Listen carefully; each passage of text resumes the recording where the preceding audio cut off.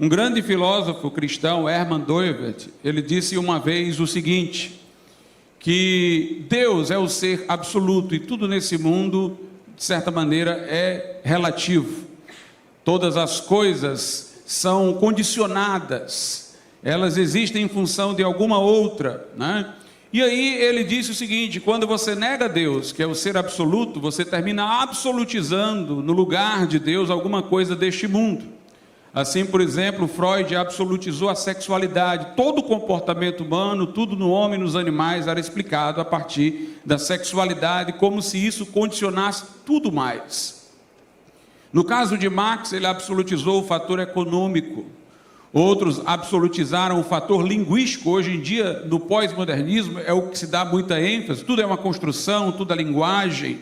Todo ser que se pode conhecer é a linguagem. Nada é sólido, nada é real. Tudo é construído a partir da linguagem. Então, sempre que Deus é negado, sempre que Deus é recusado, alguma coisa deste mundo, para o pensamento, assume aquela posição que no verdadeiro pensamento deveria ser ocupada por Deus. Alguma coisa aqui é absolutizada. Essa é uma forma de idolatria. Nós estamos acostumados a pensar em idolatria daquela forma mais extravagante, uma pessoa se ajoelhando diante de um ídolo, mas sempre que alguma coisa passa a tomar o lugar de Deus como fator de explicação abrangente, total, isso está sendo objeto de um culto consciente ou inconsciente. Aqueles que são acadêmicos, intelectuais, acham que estão à mercê da religião, que eles não são religiosos de forma nenhuma, não acreditam em Deus, são ateus, mas não percebem que eles têm uma religião secular, na qual alguma coisa deste mundo é absolutizada. Alguma coisa deste mundo recebe aquela posição que deveria ser ocupada por Deus. Karl Marx foi um judeu que em algum momento também da sua vida proclamou-se cristão, mas depois abandonou toda religião, tornou-se ateu, e ele assumiu uma visão materialista. Para ele o homem não tinha alma, espírito, eternidade, tudo que nós tínhamos era aquilo que estava nesse plano, debaixo do sol, como diz o autor de Eclesiastes. E ele entendeu que o fator econômico explicaria todos os fenômenos humanos e toda a história humana, toda a mobilização dos acontecimentos na história humana. Tudo se explicava em função de fatores econômicos. Para ele, a história do homem é a história da exploração de um grupo sobre outro, do ponto de vista econômico. O que explora é o que detém os modos de produção, e os outros são aqueles que, não tendo esses meios de produção, são obrigados a servir para que possam ganhar alguma coisa e sobreviver. Então ele fez todo um desenho da história. Se nós prestarmos atenção, Marx, que se dizia ateu e dizia ser a religião o ópio do povo, ele era tão religioso, secularmente, que ele fez uma verdadeira escatologia, onde não apenas ele explicava o passado com a ideia de uma queda, mas também o futuro, como alguma coisa neste mundo, não no além, que pudesse se comparar àquilo que nós chamamos de céu.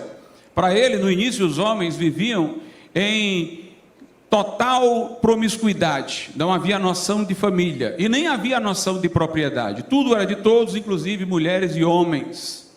Esse seria para ele o estado original, paradísico, referencial, inclusive para buscar sua utopia posterior. E com o surgimento da propriedade privada, começaram os sistemas de exploração. Então a propriedade privada aparecia como um pecado original. E ele, então, fez toda essa sequência: comunismo primitivo, escravagismo, feudalismo, capitalismo, e ele prognosticou o futuro. Aí é onde ele entra como uma espécie de profeta.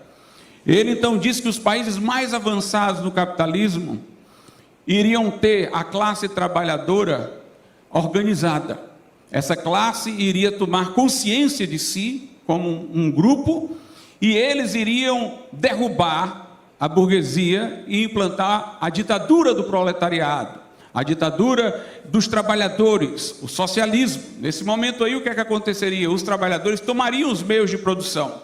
Os meios de produção não pertenceriam mais a um capitalista, a um empresário, a um comerciante, a um industrial, pertenceriam ao Estado, em nome de todos os trabalhadores.